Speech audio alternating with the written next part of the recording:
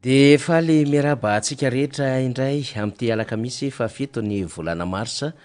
2024 ity navita sony alina araky ny fomba fiteny zay de tafaraka am'ty fandarana ity akasitrana trany reo teknisiana zay miara-dalana amitsika am'zao atoandro ny alakamisy izao teknisiana maromaro izao ry faly ry onja ry joso ry tanjona ry tsiky zay tovavy vavitokana ao anatin'ny lamma teknika zany zay mampifandray atsika amin'ny alalany sary sy ny feo amin'ny fandarina miara-manonja ny seraseratsika amin'ny alalan'ny onjapeo sy ny fahitalavitra MBS ary ny onjapeo ny radio mada zato teboka valo de miarabe ho atsika ny etokatrano eto atoerina moa zany ary indrindra ianareo any ampitandranomasina any zay tsy mahafosy tsy mahasaraka aminay mitondra n'ireo fanamariana samihafa hanatsarana ity fandarana ity de akasitrahana feno ihany ko satria maheno ny famerenana ao amin'ny radio MBS isika rehefa alindalina iny amin'ny sivora sasany ary rehefa maraindraina iny amin'ny telora maraina dia isorina satria mandeha fahafatra ty aminay ianareo amin'ny fanamarena samihafa sy ireo fahazona ny fizarambavao zay nozaraina tamitsika de samy mikoropadropaka daholo tamin'ny afakomaly rehefa nandalo tao anatin'izay panina mondial zay ny orinasa meta ny meta moa zany zay atatany Mark Zuckerberg dia misy ny Facebook ny Instagram misy ny Messenger de savoritaka mihitsy ny manerina izao tontolo zao indrindra atsika teto Madagasikara zany fandresahako maly io tamin'ny fandaratsika zany fa mbola azo sary an-tsaina zany rehefa hoe tena miankin-doha amin'ny zavatra ray isika ary tadiaviny teknôlôzia vaovao amin'izao fotoana izao ny resaka serasera de ny tambajotra sosialy izany ny antotanisa moa zay efa navoakanay tamin'ity herinandro ty tamin'ny fiandohan'ny herinandro dia manamarika fa laharana fa 120 no misy a Madagasikara ty Afrika amin'ny fampandrosoana ny lafiny teknôlôzia sy ny serasera izany dia i Maroka, Seychelles, Maurice ny ambondrindra de tsapatsapa le izy tamin'iny zavatra zay nitranga tamin'ny afakomaly tamin'ny talatala iny zany ny amin'ny hoe tena mila n'le serasera tokoa malagasy zany na de mbola eo lafin'le tambajotra sosialy fa tsy resaka internaute zany ny ampiasaitsika samihafa zany resahako zany de tena ilaina le izy satria betsaka no sahirana zany ary betsaka ny kivo sy narikivo tamin'ny fotoanandriny hatram'izao ary tsika mbola misy manoratra amitsika zany ny am'le hoe tena mila andraisana fanapahan-kevitra mialoha rehefa trangan-javatra ohatran'ireny zany ataoko hoe tsetsatsetsatsyaritra zany satria mbola nahazo fanamariana foana koa avy amitsika zany mikasika iny zavatra ny tranga iny inona moa ny fanadiadiana be azo atao fa de zay moa zany tsy maintsy manaraka ny lamimara teknôlôzika isika eo amin'ny lamima eran-tany de zay ny fiazakazaky ny fandrosoana de arahantsika le izy fa ho atsika aty amin'ny tany zay tena hoe mahantra fadiranovana vulnérable zany de mba miazakazaka moramora eo tsika mba tsy te ho very eo anatrehan'ny fampandrosoana zany sy mifandrosoana eran-tany fa mila mitandrina tsara nefa ho amin'ny fampiasana n'zany tambajotra sosialy zany mba tsy ankin-doha be loatra zany fa rehefa sendra mipahatsaraitsy mivavy ohatrin'ireny isika de nisy fisavoritahana teo amin'ny fiainan'ny sasany mihitsy lay tranga teo amin'ny adiny roa teo eo zany raha le panina mondial zay anambarany meta zany teo amin'ny message zay narotsaka izy ireo zay ny amin'iny fa ezaka ihany ako amidipitona zay mety hoe vokatra samihafa amin'ny vaovao zay voaraintsika tamin'ity alakamisy ity ahoana sy ahoana ny ambarany filakevitry minisitra ahoana sy ahoana ny fanapahan-kevitra zay miodina eto amin'ny tany sy mifanjakana zay fantatsika fa hiatrika fifidianantsika ary maika ny ahafahana mamoaka reo didi-panjakana zay mbola misy ireo pitsopitsony zay tokony ilaina amin'ny fifidianana ka tsy tokony ho taraiky zany de anisan'ny napetratsika mazava tamin'ny fandaratsika hatramin'izay ny amin'ny hoe tsy ny fifidianana amin'ny jour-J ny fahasivy amin'ny roapolo ny volana May akory ny atao tena hoe fifidianana fa reo pitsopitsony rehetra mialoha de anisan'izany zany reo didy amandalana raisina ka mbola betsaka ny didy amandalana tokony raisina rehefa miresaka fifidianantsika de ho resahantsika ny am'izany satria ny am'ireo taratasy zay ilaina amin'ny fametrahana ny firotsako fidiana dia mbola mila fantarina zany ny am'ireo farim-pifidianana zay handraisana ireo solombavam-bahoaka zany de mbola ilaina mahafantatra izany hoe rosa iray ny amin'ny farim-pifidianana maro samihafa mila didy mamaritra izany ohatrohatran'izany no mbola andrasantsika ary rehefa voaraintsika moa zany izy ezaka zany dia hoentitsika hatao anatin'ny fandarana zay fa asan'ny fanjakana foibe amin'ny alalan'ny exécutif na gouvernemanta zany resantsika zany ka engany mba tsy anaovana paipaikady politika indray ny tsy fahamoana azy satria efa aty amin'ny fafitony volana marsy tsika zao efa ao anatin'ny fikarakarany antotantaratazy ireo candidat ary efa anatin'ny fiomanana ihany koa ireo etat-major politika hiatrika izany fifidianana zany izany mila fantatra melo daholy ny pitsipitsy ny ara teknika momba izany fifidianana solombavam-bahoaka izany izany indrindra no hofakafakaina sy horesadresahana miaraka amin'ny solombavam-bahoaka ny Madagasikara voafidy tetsy amin'ny district Ambohitra Atrimo dia ny solombavam-bahoaka Mamy Rabe Nirina miaraka amintsika amin'ity toandro ity zany hitafatafa sy dinika andalina ny raharaham-pirenena indrindra ny asany zany hoe solombavam-bahoaka izany sy ireo zay azo lazaina ny amin'ny hoe inona reo tandrifina andraikitra zay ny antsoroana na hiantsoroana ny solombavam-bahoaka ho an'ny eto Madagasikara indrindra moa ho an'izay andraikitra tandrifiny ny député Mamy Rabenirina miarabanao Andriamatoa solombavam-bahoaka tonga somatsara indray tsika amin'ity lakamisy fafitony volana marsa ity miaraba faniry razafy manatany de miaraba atsika rehetra mpiara-miasa ty amin'ny studio anankiroa ny MBS sy ny Radio Mada miaraba ny mpanaraka ny fandarana amin'ity alakamisy 7 marsa 2024 ity arak'izany daty zany de fatatsika fa raha-pitso ny 8 marsa 2024 raha-pitso nefa tsy anjarako no eto fa niry mbola hoeto raha-pitso fa solombavam-bahoaka hafa miaraka amin'ny eto fa manararoatra arak'izany miaraba ny vehivavy sahady miaraba nahatratra ny andro 9 marsa amin'ity taona ity io zay za rehefa lasa mifantoka anivon'ny fiarahamonina rehetrarehetra any io resaka 9 marsa io efa lasa tonotony io amintsika malagasy faniry indrindra any amin'ny faritra ambanivohitra any satria lasa misy rafitra mitsangana mihitsy mitondra ny anarana hoe 9 marsa any amin'ny tanàna maro misy fikambanana zany atsona hoe vehivavy 9 marsa ary efa tsy afaka ao an-tsain'ny olona na ny lehilahy na ny vehivavy no hoe rehefa tonga ny 9 marsa de misy de andro anankiray natokana ho an'ny vehivavy io mba tsy tenenako hoe lasa fetin'ny vehivavy hono le izy rehefa tonga ny 9 marsa fa mahalalitsika ary tsy aivina foana ihany ny tena dikan'ilay 9 marsa zay anamariana ny andro iraisam-pirenena ho amin'ny zoniny vehivavy eo anivon'ny fiarahamonina tsy Madagasikara rehetra no manamarika an'io tsy Madagasikara rery no manamarika an'io fa ny firenena mitambatra ao anatin'ny firenena mikambana zay nanomboka nankalaza an'io efa ampolo taona ny vitsivitsy lasa zay mandraky ity ny androany zany hoe ny tiako lazaina dia tsy hoe fety io fa fanamariana mitanjona ao anatin'le izy de mba hanampiana ny ezaka makany am'izay fahazonany tena zoniny vehivavy amin'ny maha-olombelona misy koa mantsy fomba fijery anankiray faniry ny amin'ny hoe fitovian-jo fijerena ny fitovian-jo amin'ny lahy sy ny vavy izy io izay za manokana de tsy te hiresaka an'izay satria araky ny voalazako teo ny zoniny vehivavy ny resahana fa tsy disoina le fomba fijery ny amin'ny hoe ampitovy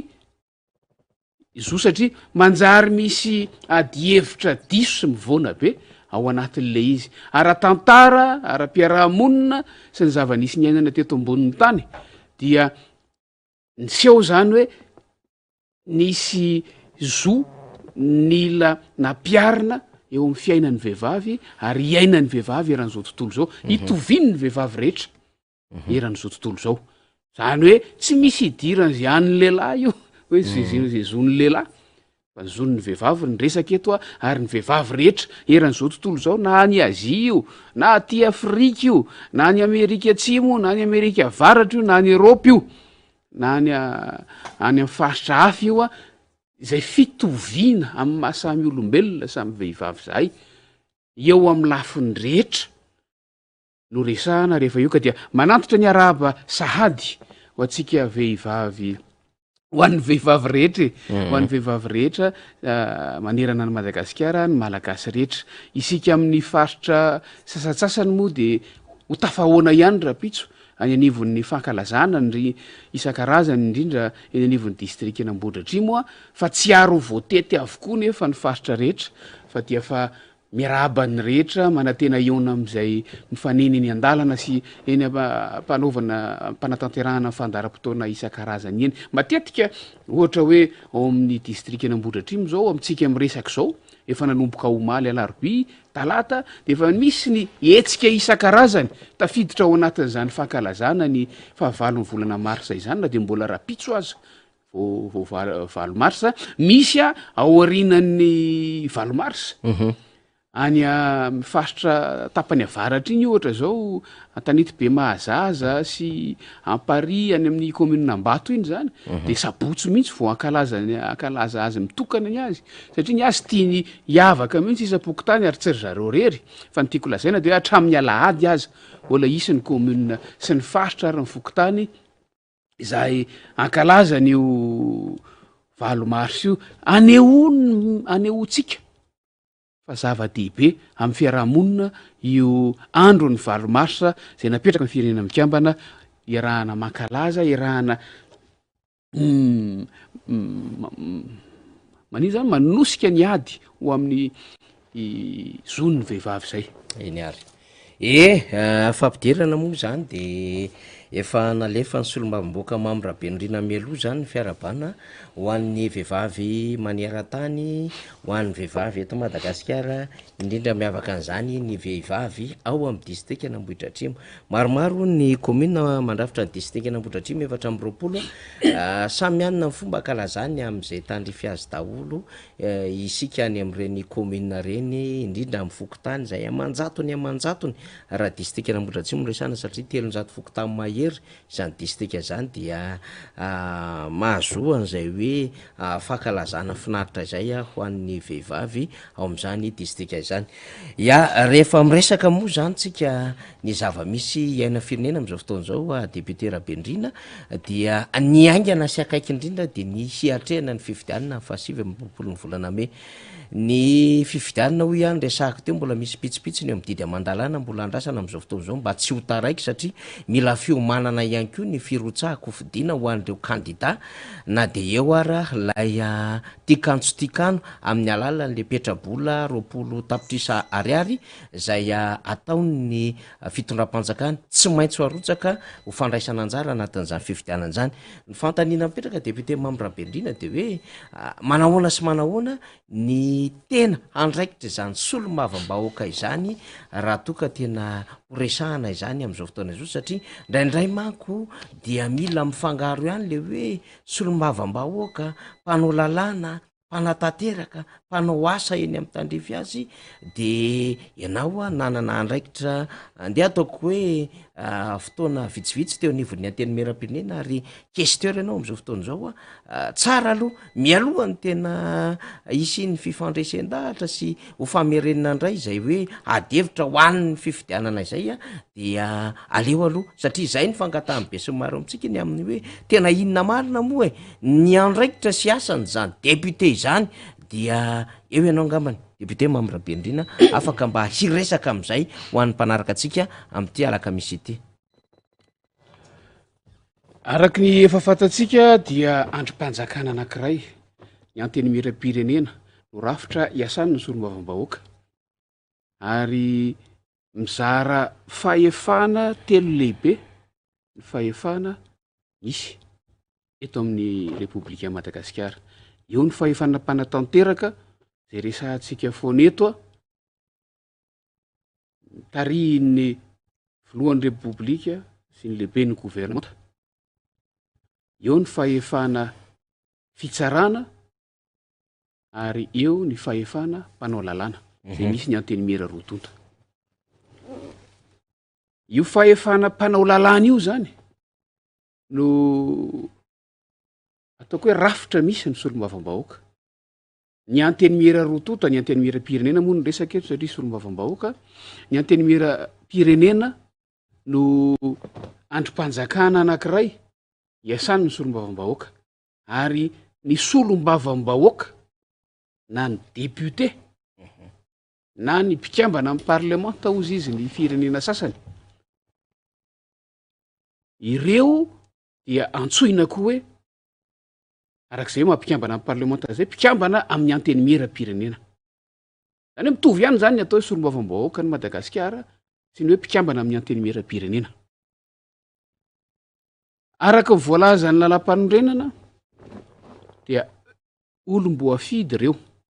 fidininy olom-pirenena rehetra, zay le hoe suffrage direct, suffrage universel direct. Ary ny lalàna ihany no efa mametra ny isany isaky ny distrika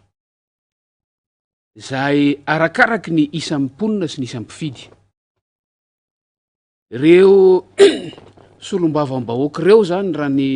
tarehimarika ananantsika amin'izao fotoana izao dia mitotaly 1.5% ho an'ny distrika 7.0% misy eto Madagasikara amin'izao fotoana izao. Satria misy distrika sasany manana solombavambahoaka 1, misy distrika sasany manana solombavambahoaka 2. Ireo solombavambahoaka ireo inona no asany? Zay le fanontaniana napetraky faniry teo. Eo mihitsy no mila apetraka satria tonga ny fotoana indray hanazavana an'izany satria ho avy ny fifidianana. Ho avy ny fifidianana dia efa samy ilaza zay tiany ho lazaina ny tsirairay amin'ny hoe za tokony ho lany solombavambahoaka fa sahala am'izao ny zavatra vitako tetỳ tanàna sy ny sisa. Misy ny olona mijery hoe iry ny tokony ho fidintsika solombavambahoaka fa iry mahavita ny zavatra sahala am'izao. Dia apetratsika inona no andrasantsika amin'ny solombavambahoaka. Raha ny andraikitra ny solombavambahoaka araky ny lalàna dia voalohany amin'ny fahefana mpanao lalàna azy dia mandany ny lalàna eo anivon'ny anteny mira pirenena izy, na io lalàna avy amin'ny fahefana mpanatanteraka le ataontsika hoe volavolan-dalàna, na io lalàna avy amin'ny solombavambahoaka ihany, na le ataontsika hoe tolo-dalàna. Tsy hiditra amin'ny dinga fanaovan-dalàna tsika fa mijanona treo tsika hoe zay aloha anisan'ny anjara andraikitry ny solombavambahoaka eo amin'ny anivon'ny anteny mira pirenena. Fa ankoatran'izay manara-maso ny asan'ny fahefana mpanatanteraka. Inona moa le atao hoe manara-maso? Raha ny endrika ampiarana an'izay fanaraha-maso zay amin'izao fotoana izao, voaingantsika teto ny resaka ny PGE, politique générale de l'État, na ny politika mpanjakana akapobeny izay entin'ny fahefana mpanatanteraka mitatany ny firenena mandritra ny mandat anankiray. Dia ny solombavambahoaka zany no ampahafantarina an'io voalohany indrindra, ampahafantarina ny fitondram-panjakana amin'ny alalan'ny lehiben'ny gouvernemanta, ny prime ministre zany hoe io no politikany, zany hoe isaky ny miova ny prime ministre dia tsy maintsy miseho eo anatrehan'ny solombavambahoaka, eo anatrehan'ny anteny mira pirenena, maneho an'io fomba anatanterahany ny asan'io. Dia miainga eo zany zay le lazaiko teo hoe miainga eo tokony hisy tableau de bord, ary misy izay anarahany solombavambahoaka ny asan'ny fahefana mpanatanteraka ny amin'ny hoe atraiza aiza ho aiza amin'izay napetraka izay ny vita amina fotoana inona. Dia eo tsika le hoe inona zay endrika iesan'ny solombavambahoaka anarahany maso azy zay. Misy ilay hoe fametraha-panontaniana sy fiandrasana valiny mandritrana fotoam-pivoriana. Misy ilay hoe fanaovan'ny gouvernemanta tatitra eo anivon'ny anteny mira pirenena mandritrana fivoriana anankiray. sy ny sisa sy ny sisa reny a zavatra apetraky ny lalàna ny mamaritra ny tokony natanterahana an'ireny fa anisan'ny asany solombavam-bahoaka koa ny mandray fanapahan-kevitra rehefa misy tsy mety hoe tena tafahoatra loatra indrindra mifantikandalàna amin'ny tsy fanatanterahana an'izay asan'izay ataony fahefana mpanatanteraka dia manana fahefana hanapa-kevitra hanatsahatra ny asan'ny fahefana mpanatanteraka ny fahefana mpanao lalàna na ny solombavam-bahoaka de eo le mandeha le karazana motion isan-karazany motion de censure motion de déchéance mahakasika amin'ny filoham-pirenena tena fahefana apetraka ny lalam-panondrenana amin'ny solombavam-bahoaka reny ary ny solombavam-bahoaka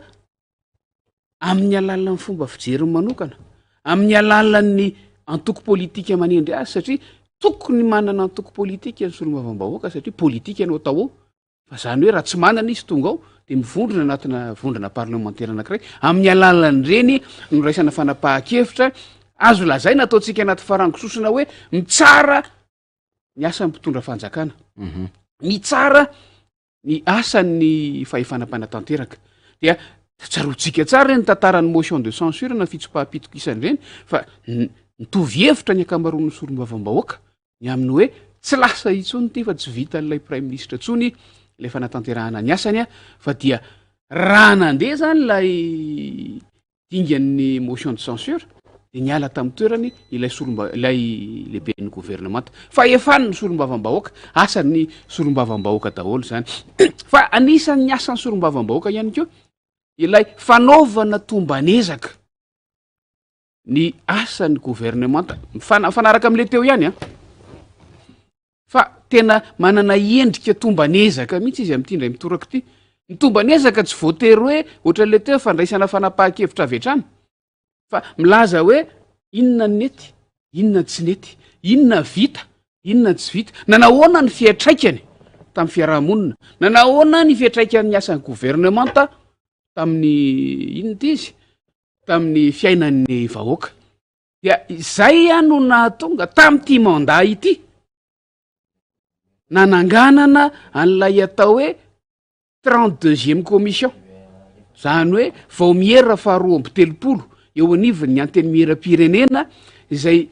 mitondra ny anarana hoe commission de l'évaluation des politiques publiques CEPP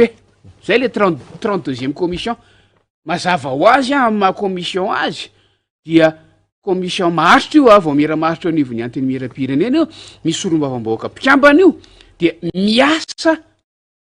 manana ny asany sy ny fomba fiasany manaraka ny fenitra sy ny lalàna misy io commission io de amin'ny alalan'io commission io zany ny ametrahana lalàna hoe ahoana ny fomba anaovantsika évaluation ny mpitondra fanjakana araka voalazako teo tamin'ity mandat ity voanisy io ary tena nanano sarotra ny nametraka azy satria ny fahefana mpanatanteraka mihitsy no nalailay finosana tamin'ny fametrahana azy tamin'ny fanampiana tamin'ny fametrahana azy satria misy adidiny fahefana fitondram-panjakana manampy ny fametrahana ndreny i commission vaovao reny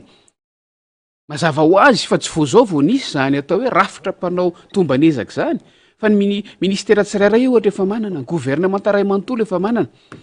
ary teo ny nampisy ny olana satria nanahirana ny fahefana mpanatanteraka ny ahita hoe any anivon'ny anteny merako misy rafitra mpanao tombanezaka ny asa ataony zareo de nahatonga ny fahasarotana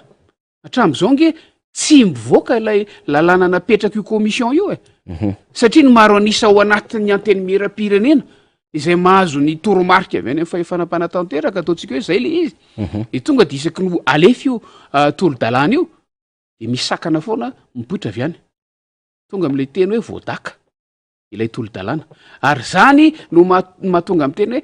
sarotra tena sarotra mametraka an'ilay izy ireo zany no anisan'ny asa apetraka ny lalàna ho tanterahany solombavam-bahoaka fa akoatran'ireo mazava ho azy fa mahasolombavambahoaka ny solombavambahoaka rehefa misy ohatra lay fiaonana amin'ny gouvernementa lay hoe fanontaniana sy ifiandrasa sy valiny question réponse zay alefa mivantana amin'ny ainao manjery mpanjakana rehefa tonga zany fotoana zany rehefa atao reny de am'reny no hanararaotany solombavambahoaka mampita amy fomba imasombahoaka sy amy fomba ofisialy ny fitarainana sy ny mety ho filaniny eny fotony vahoaka eny fotony zany hoe eo zany tena miseho le mahasolombavambahoaka miseho imasombahoaka ao a satria mandeha mivantana amin'ny ainao manjery mpanjakana io iny fiance iny ilay tsy azo tapahana iny na mitohatra amin'ny alina tontolo ary iny mandramarainatetika misy azay misy de tsy tokony ho tapahana iny fa vitainatra amin'ny farany zay vao mirava amin'ny fivoriana mahakasika an'iny zay le lazaiko hoe amin'iny zany tena isehon'ny solombavambahoaka imasombahoaka mampita ny afatra mivantana ambava satria manatrika eo daholy ny gouvernementa sy mipikambana amy gouvernementa de manatrika eo daholo ny solombavambahoaka dia manana anjara fitenenana mitovy daholo ny solombavambahoaka tsirairay de manana anjara fitenenana mitovy daholo ny filohan'ny vondrona parlementaire tsirairay avy amin'iny zany araka ny voalazako ny tondrany solombavambahoaka zay hitany fa tokony ho resahana amin'ny gouvernementa akoatra zay fa resaka ifanaovana any amin'ny ivony-birao isan-karazany ihany de eo zany no anararoatan'ny solombavambahoaka iresahana ny mahararany vahoaka no mety filan'ny faritra ny distrika tsirairay avy misy azy ihany eny fa na dia raharam-pirenena amin'ny akapobeny ary satria solombavambahoaka amin'ny madagasikara ny solombavambahoaka reo dia resahana ao daholo inona no vaolana andrasana am'zany mazava ho azy a fa ny andrasana am'zany de valiteny matotra avy amin'ny gouvernementa amina zavatra matotra anankiray zavatra précis anankiray a zay endrika anankiray fa mety ihany ko ho tonga ny amina hoe famolavolana lalàna vaovao amina zavatra anankiray raha izay no filana raha izay no vahaolana am'ilay filan'le vahoaka de eo le olana satria tato anatin'ny roa taona farany a tsy nentina natanteraka an'io fiaonan'io tsony ny gouvernementa taorian'lay motion de censure de eo zany le olana satria tato anatin'izay fotoana faraparany zay tsy nanatrehan'ny gouvernementa andreo karazam-pivoriana iny de tsy afaka nanatanteraka zay asan'zay araka ny tokony ho izy ny solombavambahoaka reo raha fihezitsika ny tena asan'ny solombavambahoaka eo anivony antenimieram-pirenena fa amy lafiny pratika dia misy karazana asa izay voatery tsy maintsy iantsoroany solombavambahoaka noho ny zava-misy eto amin'ny firenena noho ny zava-misy iainana eny fotony eny anivon'ireny distrika ireny tsy maintsy iantsoroany solombavambahoaka zany mba ho fifanampiana ary zary lasa apetraky ny mpanaramaso ny fiainam-pirenena apetraky ny vahoaka ho lasa hoe andraikitra ny solombavambahoaka na dia tsy voasoratra ao anatin'ny lalàna ary ka lasa mahatonga adihevitra isan-karazany ohatra am'zany a nahatonga ny fitondram-panjakana satria nyaingy avy amin'ny tatitry ny solombavambahoaka nakany amin'ny fitondram-panjakana nahatonga ny fanapaha-kevitra ny amin'ny hoe ahoana ary a no ahafahan'le solombavambahoaka mandray anjara mivantana manampy hoy a fa tsy andraikitra ny solombavambahoaka mihitsy le izy manampy ny amin'ny tena atao hoe sehatra ny fampandrosoana mivantana eny anivon'ireny faritra iadidiny ireny satria na misy azy zany minisitra na misy ary ny sampandraraha isan-karazany tsy mbola misy mahita ny hitany olom-boafidy na solombavambahoaka io na be ny tanàna io na mpanolotsaina tsy mbola misy mahita ny hitany olom-boafidy raha iny anivon'ny fiarahamonina de zay no mahatonga ny hoe tsy afaka miala amin'ny lafiny madinika lafiny ara-tsosialy lafiny ara-piarahamonina ny asan'ny olom-boafidy eny fa na de mpanao lalàna ary izy be ny tanàna moa zany efa ifanapanatanteraka ihany keo fa tsy afaka miala dia zary lasa adidy manaraka eny amin'ny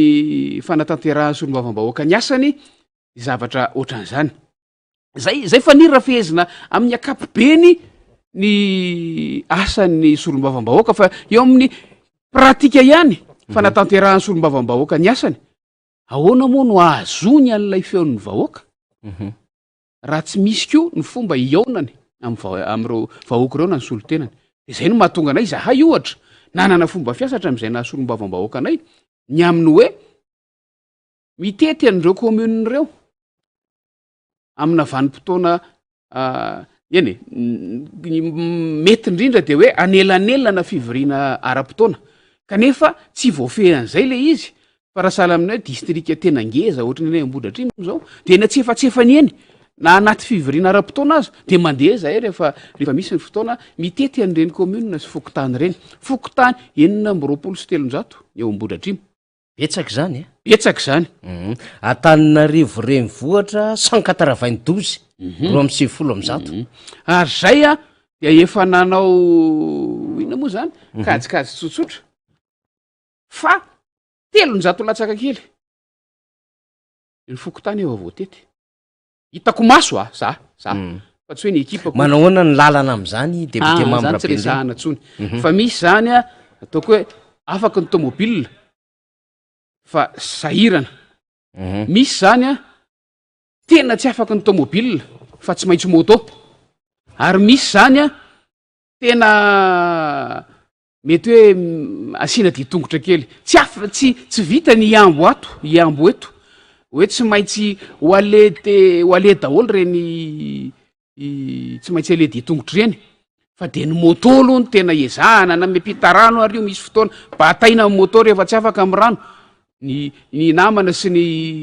mponina am'ireny toerany reny no mifanampy mba ahafahana mitsidika azo lazaina mihitsy hoe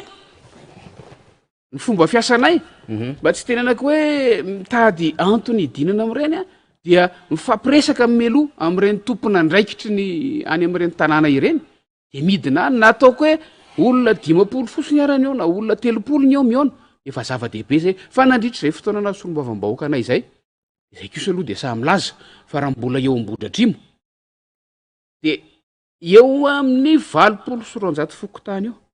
no efa hitan'ny masoko efa nidiavy ny tongotro ary zay ny teneniko hoe tsy miandry fanasana izahay tsy miandry zavatra mitranga fa rehefa misy ny fotoana de lasa mandeha amin'ny toerana anankiray efa vonoina moa ny andro anankiray rehefa mandeha de rehefa vonoina iny a de efa andro mandritra ny tontolo andro a mavita ataontsika hoe fokotany 3 efatra eo rehefa tonga zay hoe fotoana tena tsy resahana afa-tsy zay fa mangina fokotany zay ny renivohitry ny komuna moa zany a matetika reny a fanatanterahana ny fivoriana ofisialy matetika ny am'ireny zahay na tamin'ny andro taloha aza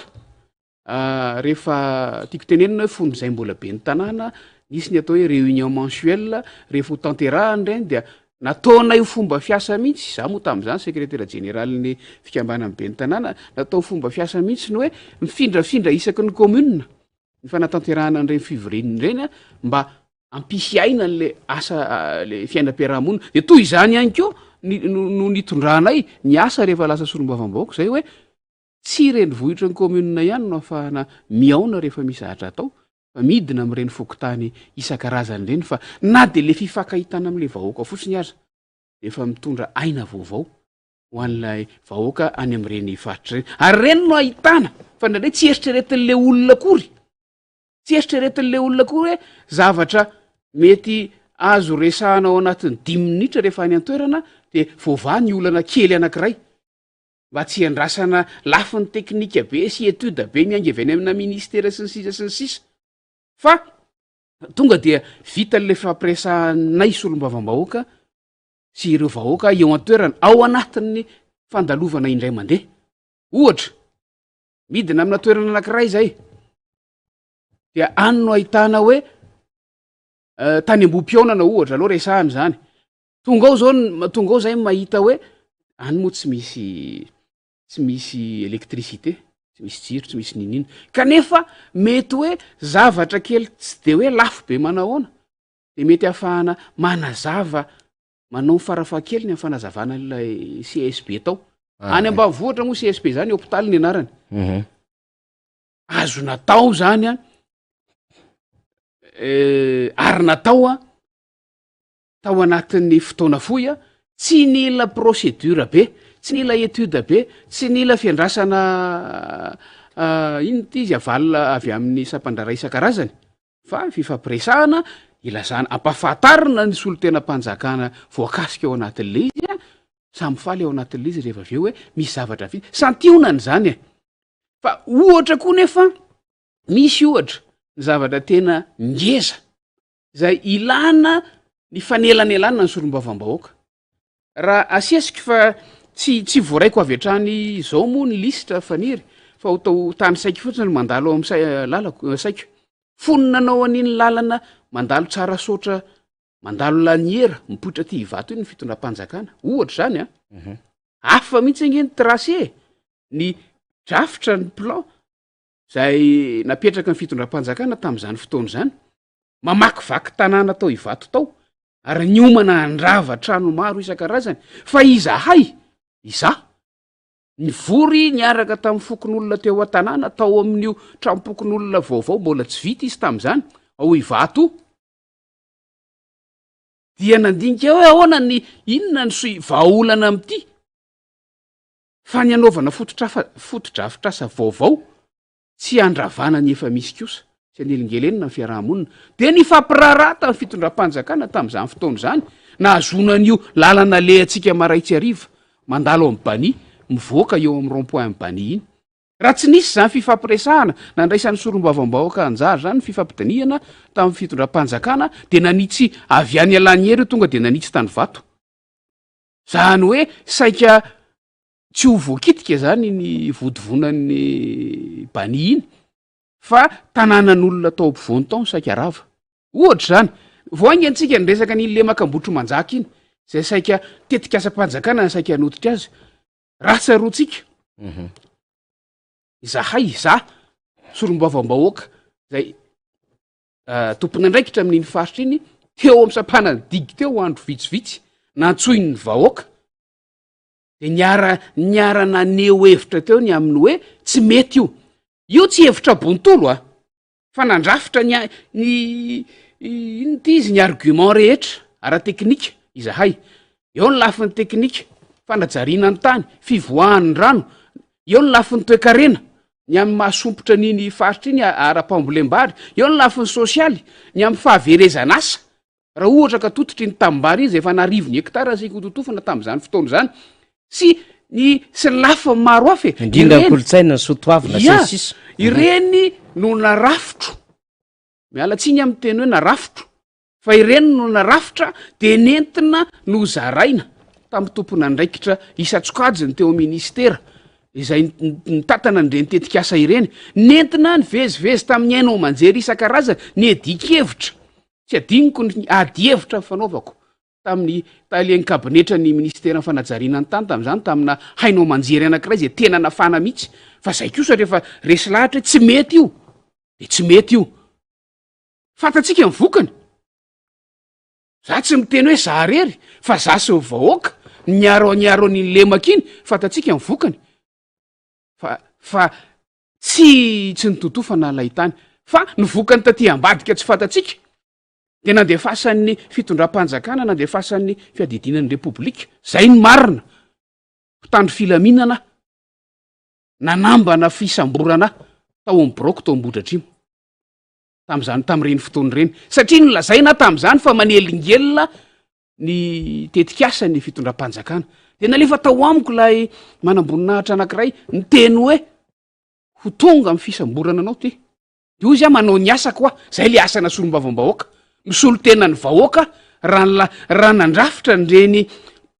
fonjakevitra sy antony rehetrarehetra amin'ny lafiny rehetra reny ka naharesy lahatra ny fitondram-panjakana tsy nanototra n'ilay tamin'nymarindray teo nge tsy nisy hoe adinina fa fifandresen-dahatra tao asana solombavam-bahoaka zany faniry ohatra daholo zany efa eny akaikikaiky entsika hitatsika ny lalana vaovao lalam-baovao moa filaza azy fa sady efa ela l izy tsy mety vita tanteraka miala eo amin'ny ara-malagasy mivoaka eo any ranotapahana iny raha ny drafitra ny fitondram-panjakana nge raha hitatsika iny mivoaka avy any antsinanan'ny akoro le ataontsika hoe route de la francophonie iny tonga de manitsy de manototra tamimbarika eo de mivoaka ny andranotapahana fa za zao sy lo olona anankiray mipetraka ao Andrambotro Manjaka fivorim-bahoaka tamina tsena be tao Ambotro Manjaka no nisy fifampiresahana tam'izany hoe ny fitondram-panjakana de mitady hijery fotsiny an'lay lalana makany Ambotro Manjaka fa hanao lalana vaovao ono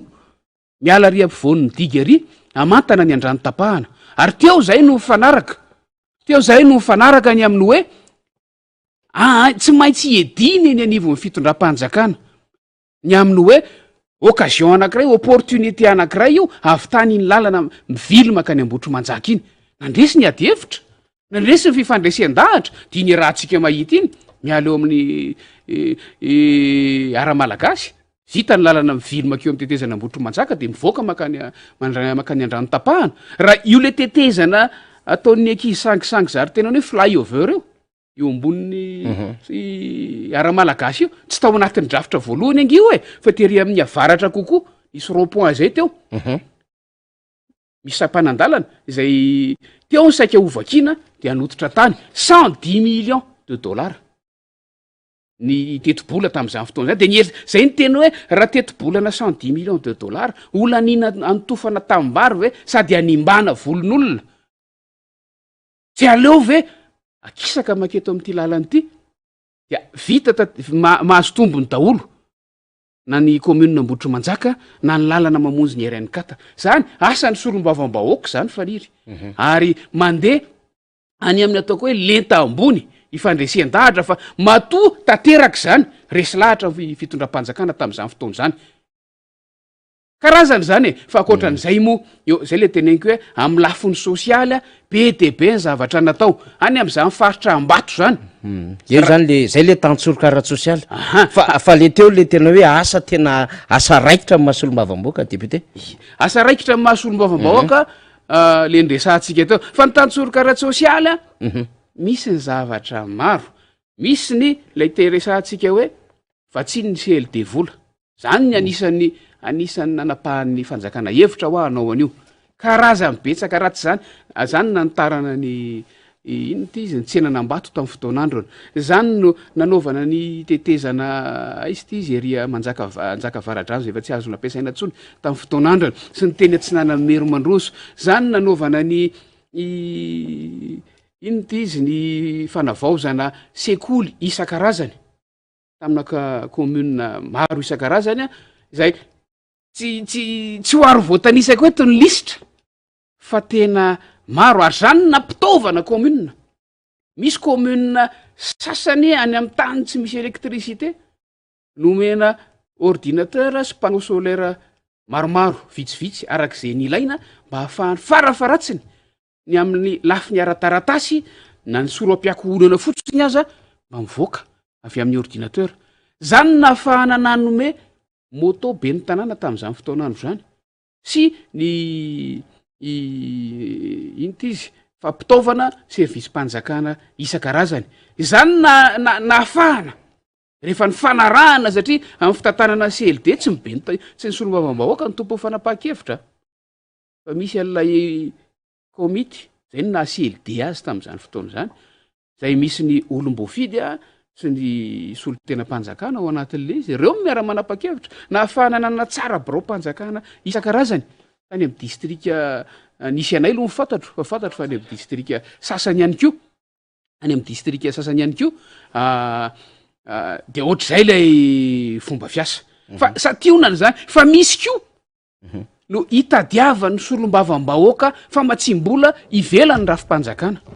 zany nahafahana nanangana ny fanitarana zany EPP any am'izany fokotanina Mbotany zany any amin'ny distrika any amin'ny commune Mero Mandroso nahafahana nanolo ny tafo tanteraka tam'izany fokotanina ambony lo zany EPP mbola any am'izany commune zany ihany mbola nahafahana nanao zavatra isan-karazany raha ny zavatra mandeha am'izao fotoana zao zany no eritreretina tsy tsy mandalo fanjakana ho azany a fa misy zany a fa matsimbola avy amina naman'ilay solombavambahoaka namako zay manampy ah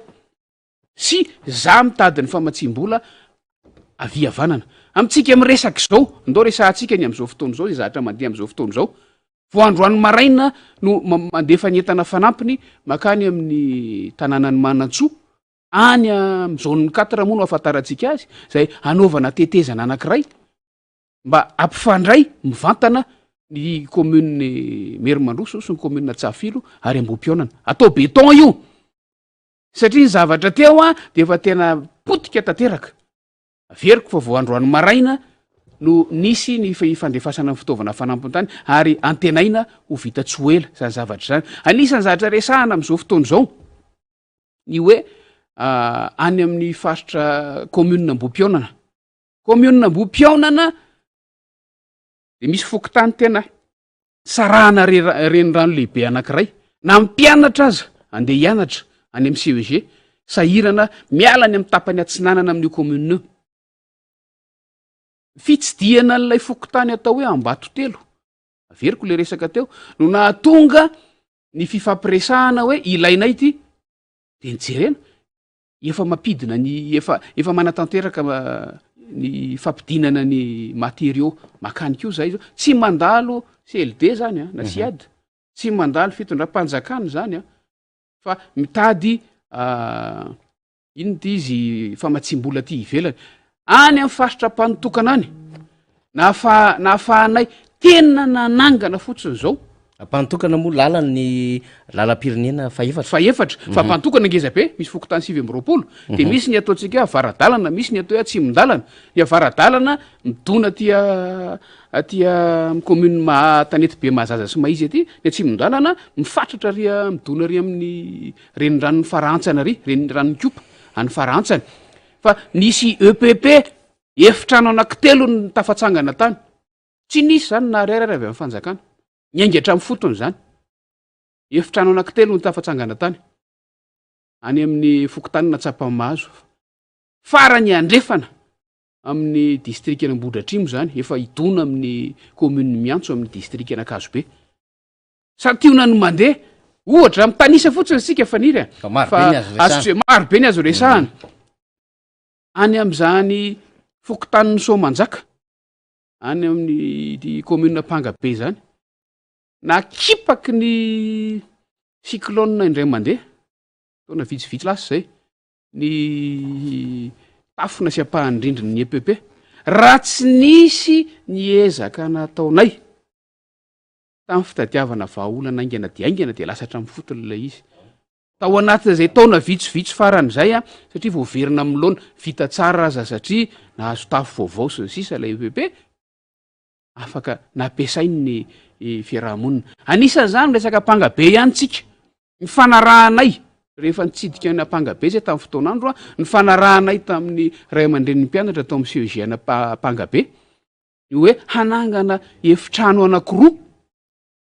ahafahana manitatra ho fanitarana ny CEG Pangabe ny fanarahana ny hoe za no manao ny fototra ny ray aman-dreniny mpianatra manao ny rindrina de za ndray manafo vita izy ao mandalotra sisa ary antenaina fa ho azo lokoana atoato ary azo ampiasaina efitra anankiroa vaovao zany sationa zany faniry fa reny le hoe mivaona mihitsy ko ilay fomba fiasa ilay asan'ny solombavambahoaka fa lasa manao ny asa tsy tokony ataony izy vao aingana tamin'ny herinandro iny nandeha natsonony tany amin'ny commune anankiray a hoe hanao lalan'izay député nisy mba mety ve midiny ianao aty de ento le tomobilinao iny fa ho ataotsika ohatra le fanaotsika taloha ny fomba natanterahana an'le lalana de andao ary inona le fanaonay taloha ny vahoaka no manao ny reprofilage moa ny fomba fiteny azy raha tsy diso amin'ny fomba fiteny teknika vahoaka amin'ny alalan'ny tanana sy ny angady no mandravina ny lalana simba ary tena simba de za no mitondra ny fiarako vezivezy eo amboniny eo parivony andro mitoto an'le tany marina fa tsy manaraka ny tena fenitra fa zay le hoe sitrany ahay rehefa tsy anao zay tena tompona andraikitra tokony anao azy zay tsy izy zany fa fahefanapanatanteraka zay le teneninay hoe mandray andraikitra vahoaka ny amin'ny fiainana andavanandro rehefa tsy anao fahefanapanatanteraka ary manampy azy ny solombavam-bahoaka fa tsy inona akory amina endrika tsy eritreretina mihitsy zany zay le teneniko hoe sur place any atoerana zay vao mahita hoe inona no azo ifanampiana fa io tsy vitany hoe eritreritry le solombavam-bahoaka de andeha hoany izy de tiano ataoko tiany tiako mena anareo tiany tiako anampiana anareo fa zay ilain'la vahoaka de jerena hoe ahafahana manampy azy eny rehefa miresaka zany député Mamirabenirina de betsaka tokoa ny zavatra azo enona ao anatin'le adevitra ny amina hoe miavaka ny asa andavanandro ny solombavam-baoaka am'matena solombavam-baoaka voatondro ny lalàna sy manao ny asa raikitra eny anivony ny anteny meram-pirenena fa misy foana zany le tatsoroka ara-tsosialy zay tandrifo ny solombavam-baoaka ama olon'ny fiarahamonina ama olom-pirenena sy hoe ama anisan'ny tompona andraikitra ao anatin'le tanàna ka tsy afaka ny tazapotsiny zany fa reny moa zany député Mamirabenirina miezaka mamoaka azy tsy kelikely amintsika mety hoe tsy hoary fantatry ny rehetra ny misehatra maro samihafa le satria misy ihany koa fomba fiasa ho an'ny tsirairay tsy de anao tamtam manasala am'zany fa eny anivon'ny fiarahamonina eny de fa zava-dehibe no ahafahana zany mizara ho an'le vahoaka hoe ity ny tahatsoroka ara-tsosialy ity ny zaka sy ao anatin'lay hoe fifanampiana zay hoentin'ny député zany amaraparana anatin'ny adefotsika député Mamirabenirina zava-dehibe de zava-dehibe tokoa no nentinao na nazavana ny tena asa ny solombavam-baoaka sy ilay tahatsoroka ara-tsosialy mino aho fa mbola ito zay amin'ny commune efatra amby roapolo sy mifokotany roapolo sy telonjato ao anatin'ny distrika Nambohitra Atsimo azo antoko zany satria ianao de anisan'ny akaiky mivaoaka nyzany distrika zany fa mikasika andrarahana solombavam-baoaka tsaroantsika andrarahana député Fetra Rahalamijafombololona zay nosamborona teny Mamasina tamin'ny volana novambra teo député Mamirabenirina de rehefa nisamborona izy nitazomina teny sampana ho amin'ny adeloka bevava teny fiadanana de nitazomina naharitraritra teny raha mpitaly angamba valambe efapolo ora mety indimy sa inefatra teo amin'ny folo andro teo izy mivoatazona teny fiadanana de niakatra dimy amby folo raiky amby folo andro de niakatra matetitetika teny vo fitsarana fa rehefa niakatra le raha de niemitra mandraky ty ny androany ny mpisolo vavany député Fetra moa zany de nitondra ny raharaha teny nivony anteny meram-pirenena hoe solombavam-baoaka amperinasy io ary filohana vondrona misy fepetra ny fahazona misambotra solombavam-bahoaka fa tsy oatra misambotra olo-tsotra izany fa rehefa tonga teny anivon'ny fitsarana avy momba lalam-pandrena moa le raharaha zany de hoe tsy manakambaran'zany ny ACC zany hoe nomen'ny ACC lamosina ilay raharaha de miverina any amin'ny fitsarana tsotra fa ny fikambanam-be ny anteny meram-pirenena zany na ny parlementaire maneran-tany dia ny teny ny lazany heviny momba ity raharaha ty araka ny taratasy zay navatana teny anivon'ny birao maharitry ny anteny meram-pirenena député Mamirabenirina lina ny mpiaino antsika ty hafantatra ny andinindininy zany vaovao zany raha ohatra ka misy azonao resahana député Mamirabenirina iny resaka raharaha mahakasika ny député Fetra iny de efa ndresantsika teto foana ny maha tsy araky ny lalam-panondrenana ny dingan'ny fisamborana sy fitsarana ny député Fetra iny ngamba tsy iverenako lavitra be iny faniry fa afa-tsy ny hoe manana ny sata mife azy ny solombavam-bahoaka amin'ny mahasolombavam-bahoaka azy no andavanandro fa indrindraindrindra mandritra ny fitoam-pivoriana ara-potoana anankiray ary ireo ny tsy voaja zay ngeny nahatonga le mpisolo vava nandritra ny fitsarana ny député Fetra tamin'ny faharoa amby folo desambra nangataka tamin'ny fitsarana ny amin'ny hoe tokony ajanona ity dingam-pitsarana ity fa tokony antanina aloha ny hevitry ny fitsarana avy momba ny lalam-panondrenana satria lalam-panondrenana ny voahitsakitsaka amin'ity lalam-panondrenana ny tsy voaja teo moa zany anatrika le fitsarana teo moa ny mpitsara de tonga de namaly mivantana fotsiny tsy misy idirana zany de ny mpisolo vava ny teny hoe rehefa tsy hanao an'izany ianareo de zay tsy roso amin'ny fiarovana azy satria aminay tsy mahefy ty fitsarany ty dia rehefa nandeha tany de araka ny voalaza ny faniry te hoe niemotra foana ny fivoahan'ny didim-pitsarana ka izany nandeha nanontanyny HCC ihany ny fitsarana de ny rahantsika naheno zay ny valiny fa inona ny idiran'ny UIP UIP de lay hoe Union Interparlementaire Union Interparlementaire de fiombonan'ny anteny miera-pirenena maneran-tany zany hoe arak'izany anarany zany de io ny vovonana anankiray hitambaran'ny anteny miera-pirenena tsika tsy afaka miolon'olona ka ise hoe mahavita tena amin'ny zavatra rehetra ary tsy isika rery fa ny firenena maro de zay no tondrozotra na de amin'ny fifanakalozana traikefa fotsiny aza na de amin'ny fampanaraha-penitra ny fomba fanatanterahana ny asa fotsiny ara le asa resako de le asa ny tany saiko rehetra teo zany hoe na de ataontsika fanaovan-dalàna fotsiny aza satria tsika ninninona lalàna ataontsika tsy maintsy mifototra amin'ny lalam-panondrenana fa mifototra ihany ko amin'ny fifanarahana iraisam-pirenena indrindra nandraisantsika anjara sy nalovantsika soni dia ireny zavatra rehetrarehetra reny mila mpitoviana ny tadindokanga eran'izao tontolo zao izay no isin'ny Union Interparlementaire fitako zay andikana azy amin'ny fiteny malagasy satria zay fivondronana isak'ireo parlemanta hitambaran'ny parlementaire anatany samy hafa hitambaran'ny parlemanta moa zany zay eran-tany any a Genève any ny fohy be toeran'izy io Madagasikara zany mpikambana ao anatiny ary isaky ny misy mandat vaovao dia avaozina ny solotena ny Madagasikara mandeha makany manatrika ny fivoriana sy ny adihevitra sy ny activité an'io UIP io dia mazava ho azy fa rehefa antrangy ny fisamborana ny député fetra iny ireny atsotsay sy fihetsika naseho tamin'ireny dia nanao tatitra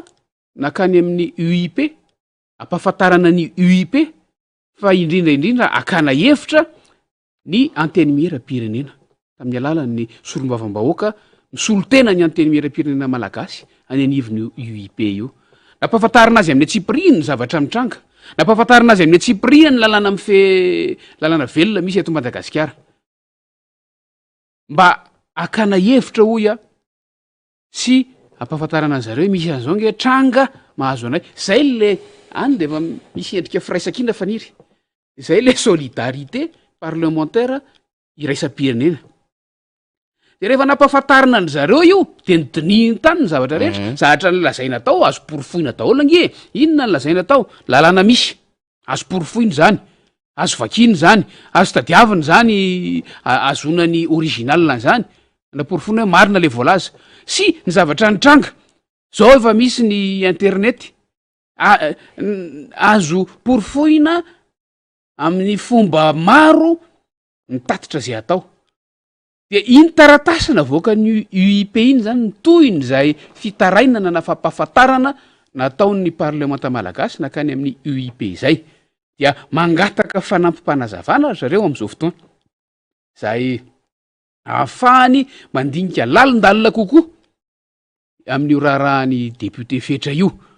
mazava ho azy fa tsy afaka ny hitsabaka amin'ny raharaha-pitsarana ty Madagasikara izy mazava ho azy fa tsy afaka hitsabaka amin'ny raharaha tokantranony Madagasikara izy fa afaka milaza ny heviny kosa izy afaka milaza ny heviny izy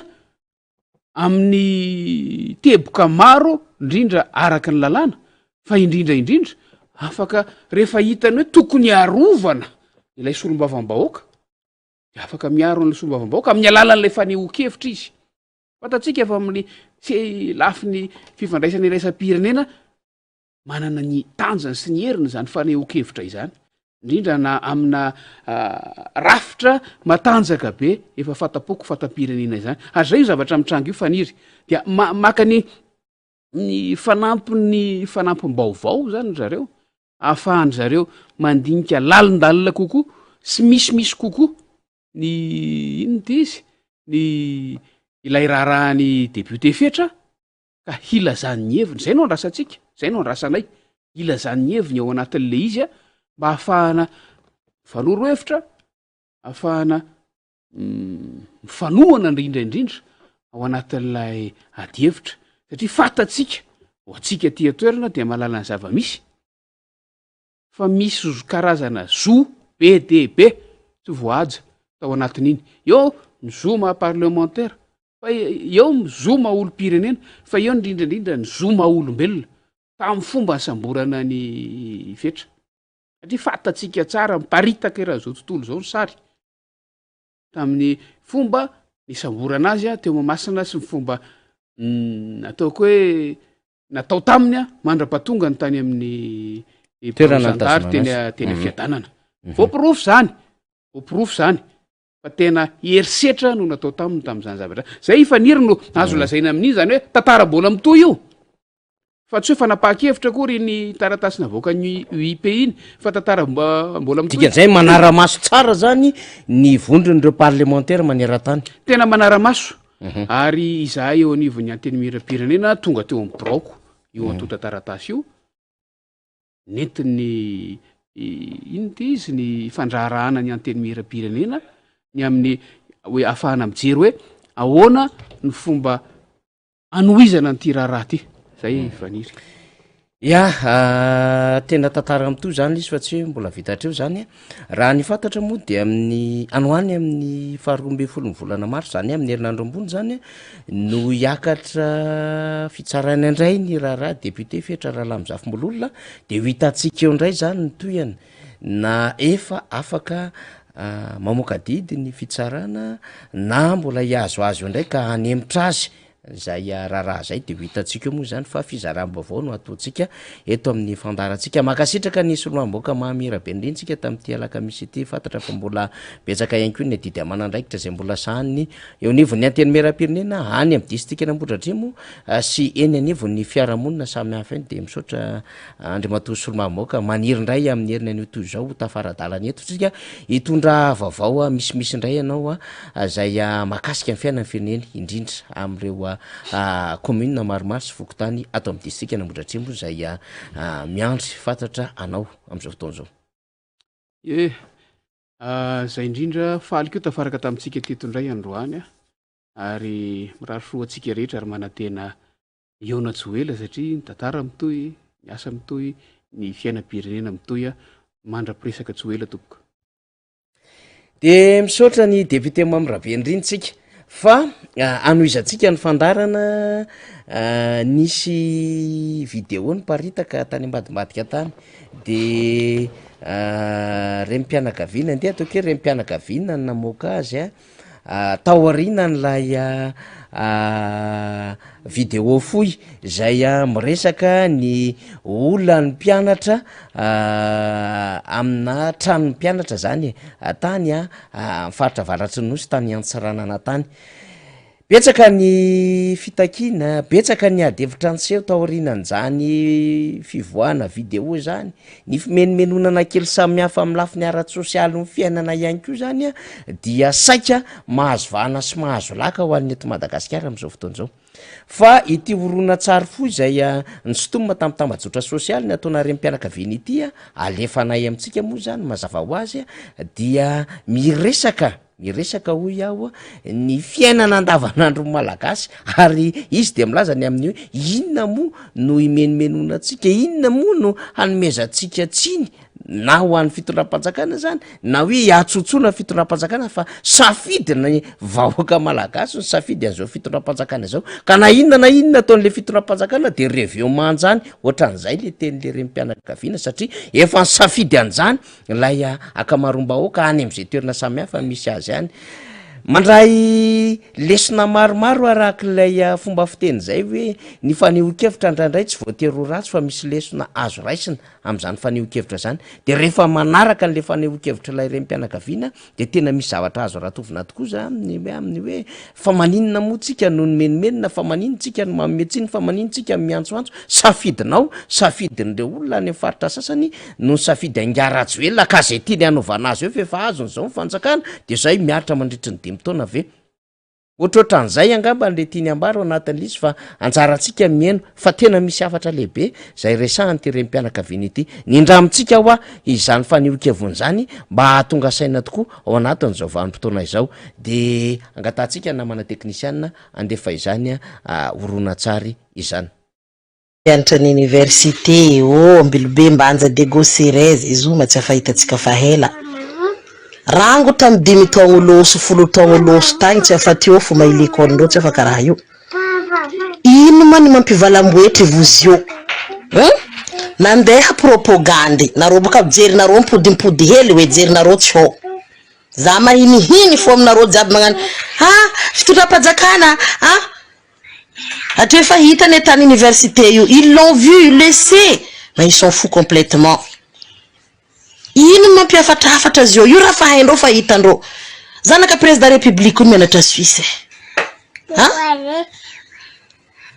écolage nany fo mandilitra ny 10 000 € isaka fanjava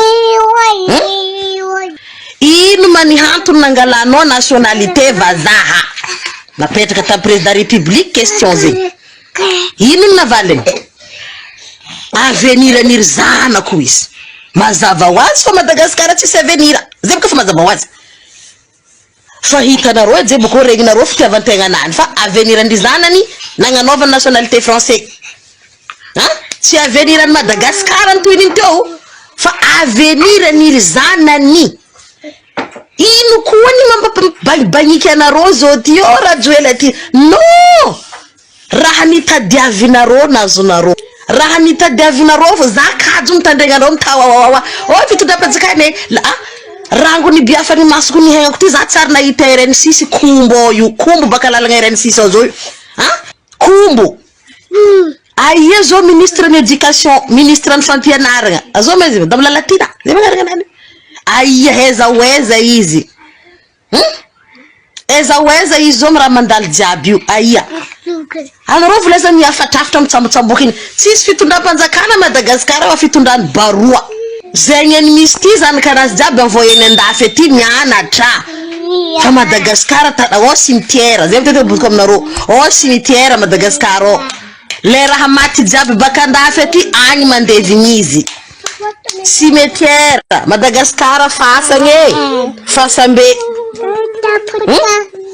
lera nandeha nifidy izy taria nareo nipelipeliky aby vola ambany lajoely igny ke nareo boka io zao niany tia rajoely karaha ty non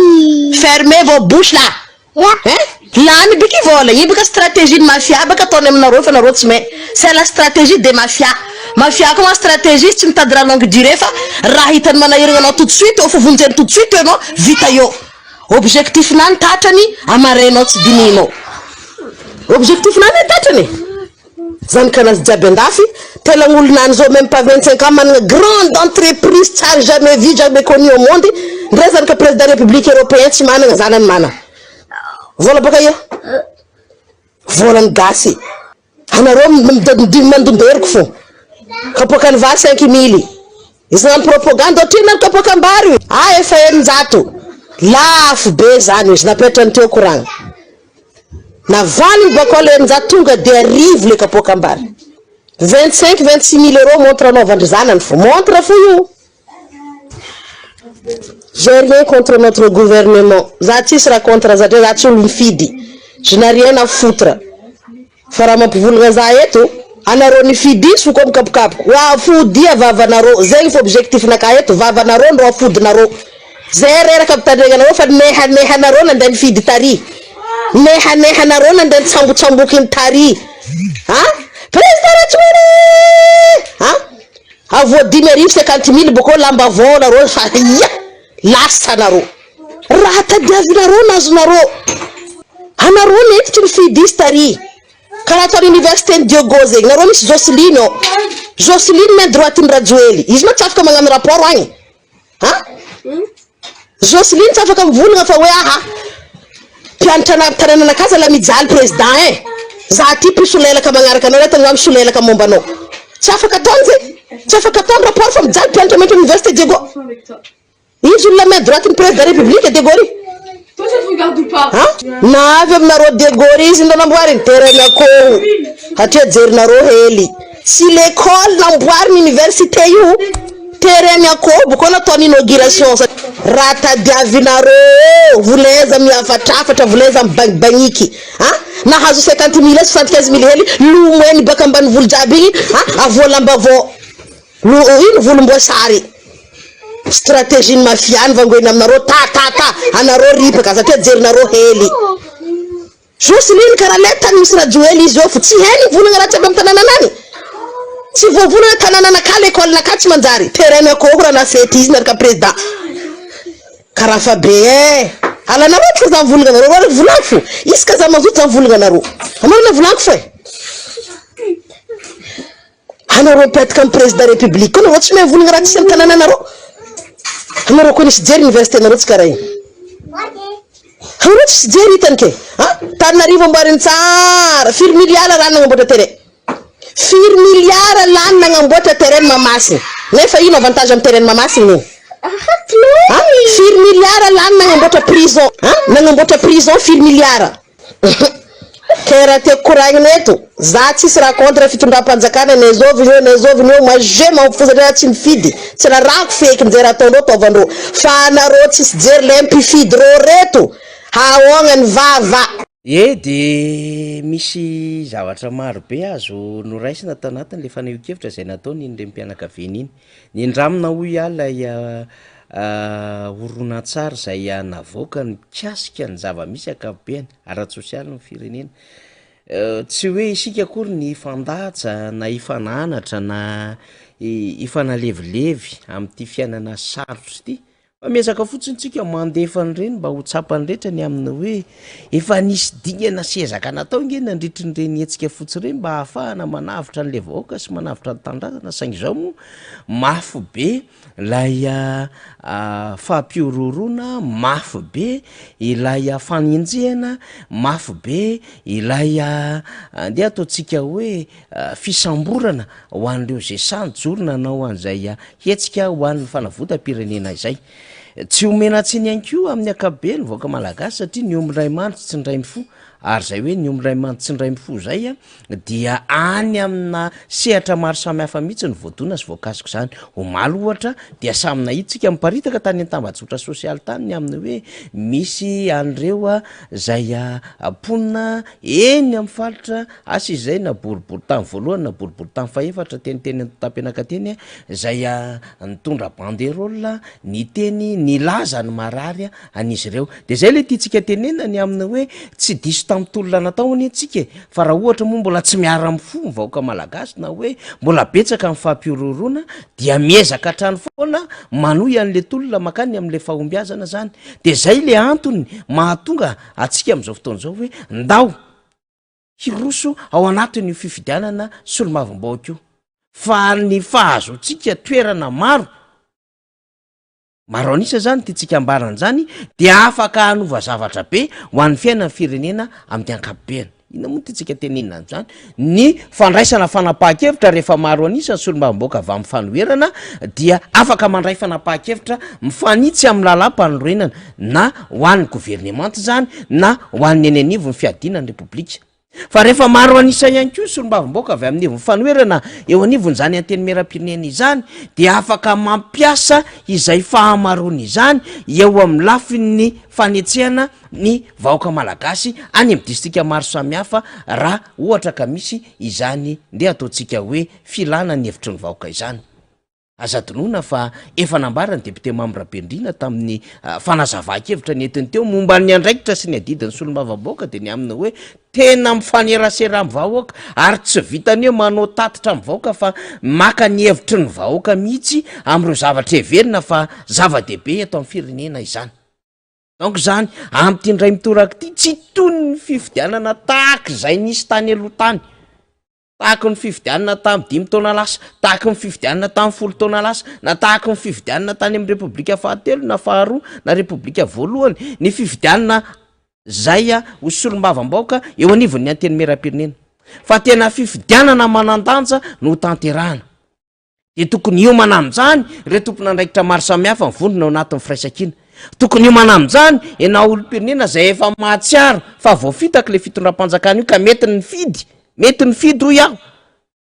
an'le fitondram-panjakana tamin'ny fifidianana filoham-pirenena farany teo fa mbola tsy resy lahatra tsara ianao tamin'ny collectif de candidat, mbola tsy resy lahatra tsara ianao tamin'ny fanio-kevitra nentin'ny resolomam-boaka toy ny voniangaredona, na mbola tsy resy lahatra tsara ianao tamin'ny famakafakana nento mpanao gazety eo ny voniangaredona.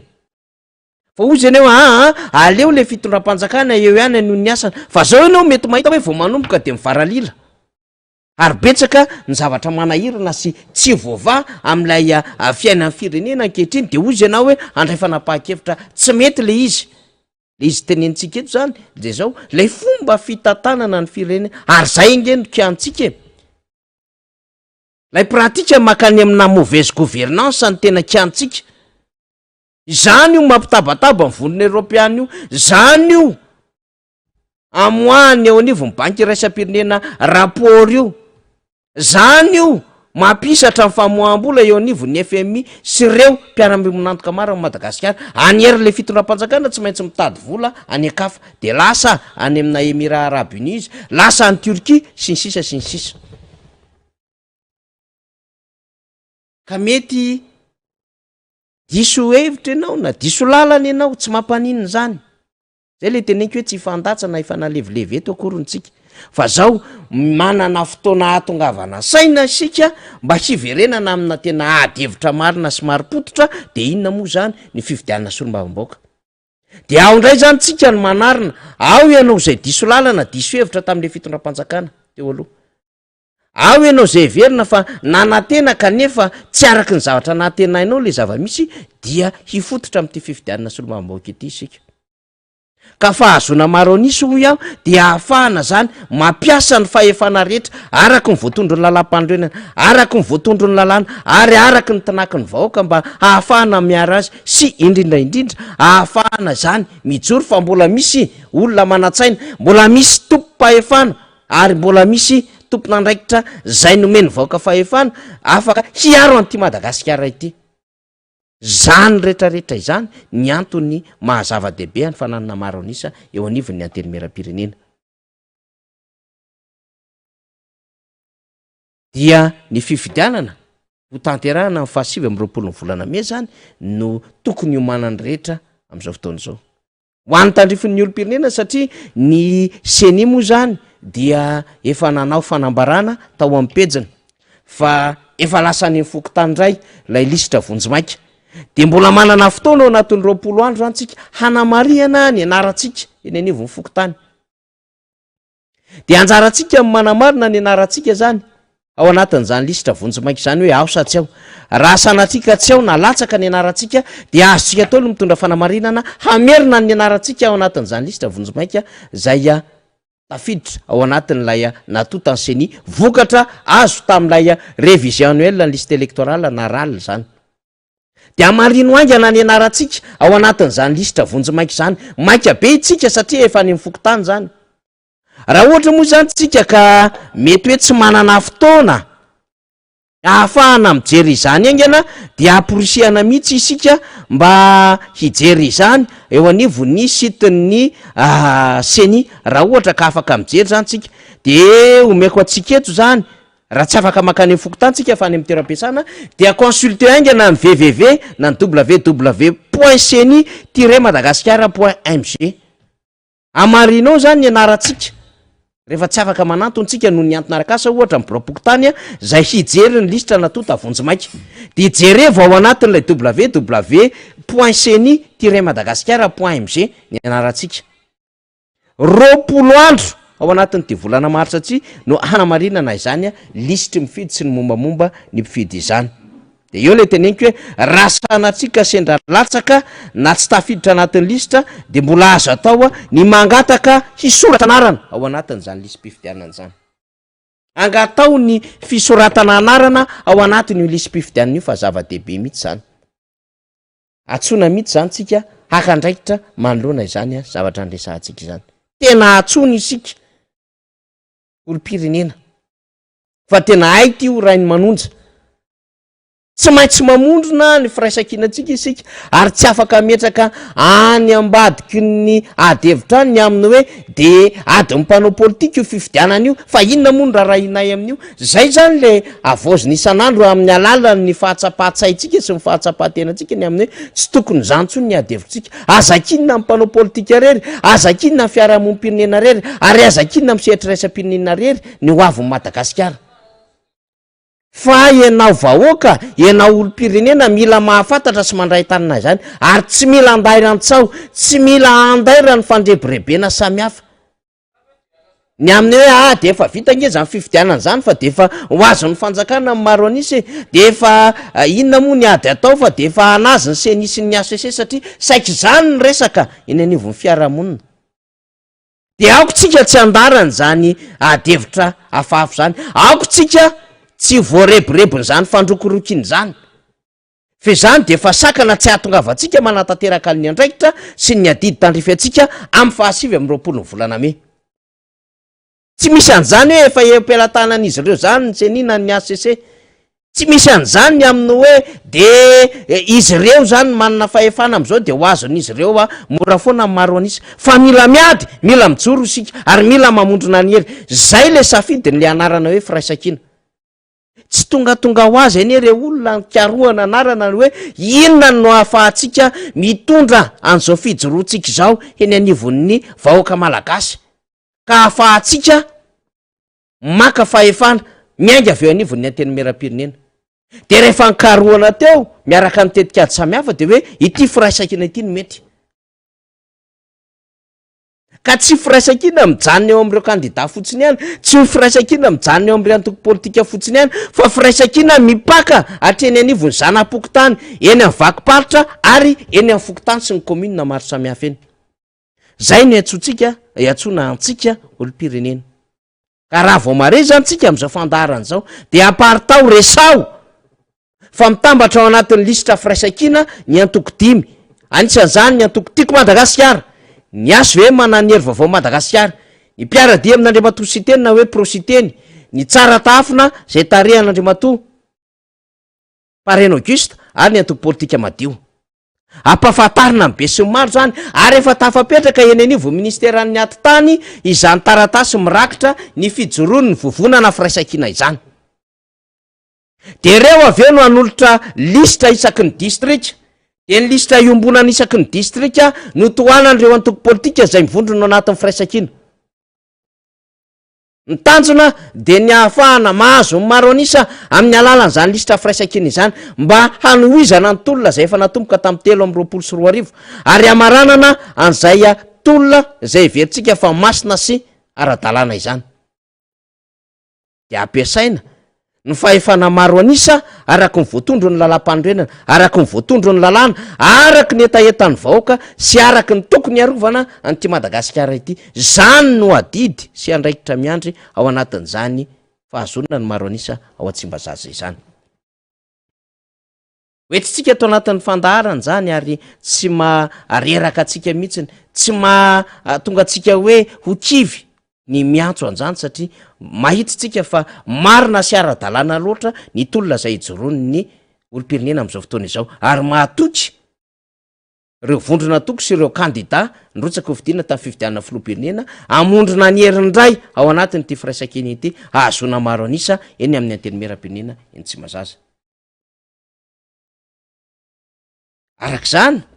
reo toromarika maro samihafa reo fidinana maro samihafa zay ataon'ireo solotena nantoko mifampiresaka amintsika satria moa zao anatin'ny fotoanany hoe mialohan'ny fampelezan-kevitra pré-campagne ny tiako ho tenenina amin'izany de azon'ireo heverina fa handray antsara amin'izany fifidianana zany ny efa mifampidinidinika mifampiresaka amin'ireo olom-pirenena any amin'ny distrika zay irotsahany ihany azon'izy ireo atao no efa mametraka sahady ireo ekipa de campagne zay iara-iasa amin'izy ireo mandritry ny fotoana ny fampelezan-kevitra sy ampahomby ao anatin'ny fifidianana azon'ireo solotena samy hafa avy any anivon'ny antoko sy ireo zay mieritrehitra fa hirotsaka ny mandeha midina eny amin'ny tera eny mamantatra ny zava-misy amin'ny akapobeany fiainam-ponina ao anatin'ny commune sy ao anatin'ny fokotany zay hirotsany anatina faripifidianana zay hanaovany na hanatanterahany anzay asa mahasolom-bavamboaka zay raha toka mahazo ny fakatoavany voaka iny anivon'ny distrika ny tandremana fotsiny de ny fiatsona ny olona hifidy na izy izy fa malalaka ny fidinana eny anivon'ireny distrika sy commune reny sy fokotany ny tandremana hoy de ny fiatsona ny olona hifidy amin'ny tenany manokana na efa fizarana sahady ny taratasy isina marika hoe raha izany tongeo de asianareo marika ohatran'izao ny tandrifon'ilay bileta tokana zay misy ny sariko na ny anarako tsy azo atao zany satria moa zany tsy mbola misy lalàna momba ny pré-campagne eto Madagasikara ka rehefa tsy misy ny lalàna momba zany pré-campagne zany na hoe ny fampahafantarana mialoha vanim-potoana mialoha ny fampelezan-kevitra zany dia ny fitandremana no zava-dehibe everina fa haneorinany tsy maintsy isy ny lalàna momba zany pré-campagne zany mba hahafahana misoroka amin'ilay hoe lasa mangalady mialoha de io hitatsika nambarantsika tamin'ny fandaratsika tamin'ny talata na nambarantsika tamin'izany tsy mety io ministry ny atitany zay efa misava lalana ary izany tsy mahafantatra ny sambava fa manam-pikasana hirotsaka hofidiny ho député ny ministry ny atitany amin'izao fotoan'izao ary efa navoakatsika tamin'ny talata teo ny sary mirakitra ny fisina 4 dia sary sy soratra ny anaran'ilay ministry ny atitany de ozytsika hoe mbola manana ndraiky mpanjakana ilay ministra ary mbola betsaka ny asan'ny fanjakana sy ireo tompona ndraiky mpanjakana zay miaino azy miandro mibaikony satria na de ny seniara mikarakara fifidianana misy foana lay andraikitra tandrifo ny fitondram-panjakana amin'ny alalan'ireo solotena ny fanjakana eny anivon'ny faritra sy distrika sy commune sy ny fokotany eny ny préfet ny chef district ny délégué d'arrondissement ny chef fokotany ka mba tsy isiny lay mizana tsindrinila mba tsy isiny lay hoe efa misy fitongolanana sy hoe mampiasa ny fahefa-panjakana prérogative na puissance publique ohatra amin'ny alalan'ny andraikitra maro samihafa de veritsika fa raha ohatra ka mieritreritra ny ho candidat indrindra izy ministry ny atany dia mety ny tsaratsara kokoa dia ny fametram-pialana aloha mba isiny zay hoe fangararana mba isiny zay hoe tena hametraka ny neutralité politique de l'administration ambarany ny andiny fa 7 anatin'ny lalam-panorenany zany tokony neutre ny administration eto Madagasikara ary vanim-potoana mamofona sy manakaiky fifidianana zao manana andraikitra lehibe amin'izany hoy ministeran'ny atitany na de tsy mikarakara mivatana azy fa misy amin'ireo solotena mpanjakana zay eo ambany sokany eo ambany masony ary eo ambany fiadidiny de veritsika fa mba tsy isy ny fikirakirana sy ny fampiasana amin'ireo fitaovana sy olo-mpanjakana ireo de tokony everitsika fa zava-dehibe ny fametram-pialana raha misy izay fironana andraikitra ny amin'ny hoe hirotsaka hofidiana zay lay tompona andraikitra iray eo anivon'ny gouvernement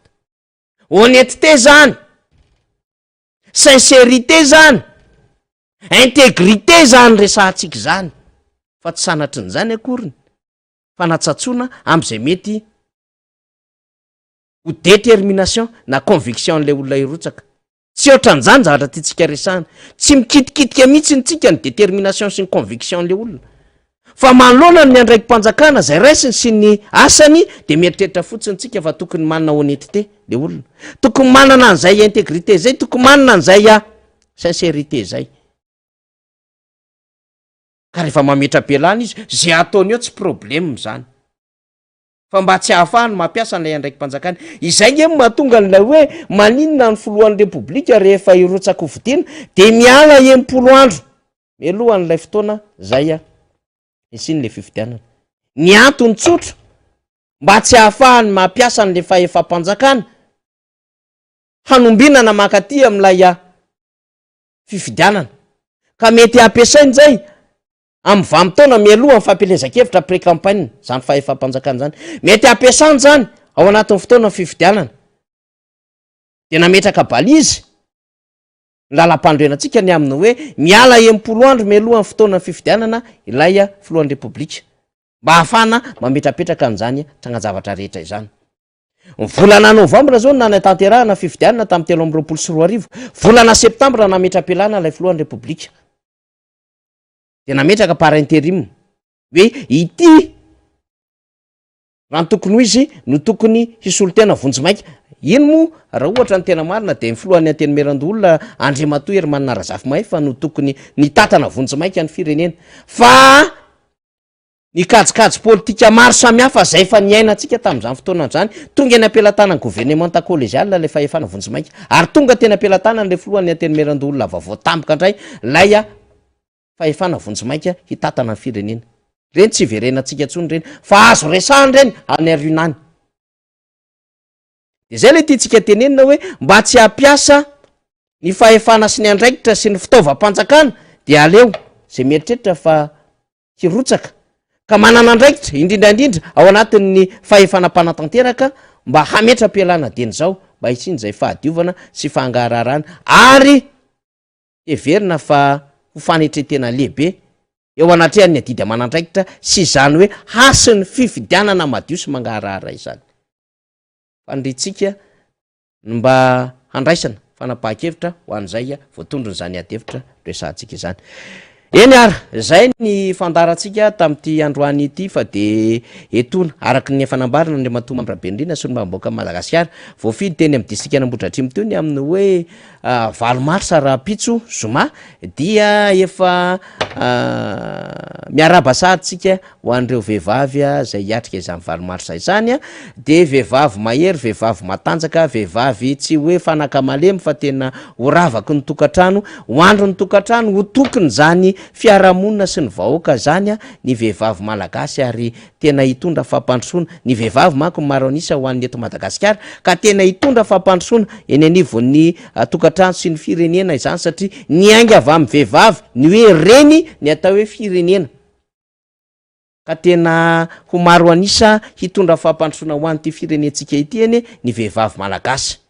De mifaniritsika zany ataovy fety ataovy zay mahafinaritra anareo vehivavy fa ahenao kely aloha le dozy so de betsaka loatra le dozy le sotrona de ndraindray so de lasa any amin'ny tsy tokony izy ny fety ho an'ny 7 marsa ho an'ny fankalazana ny zon'ny vehivavy fa tena manana zo tsara mihitsy ianareo vehivavy akalaza izany ary tena ataovy amin'ny fomba mahafinaritra mihitsiny fa somary molomolo kely hoy any am'le zava-pisotro raha ohatra ka misy mandray an'izany fa mba tsy hitarany zavatra hafa zany fa mila fitandremana foana amin'ny fiainany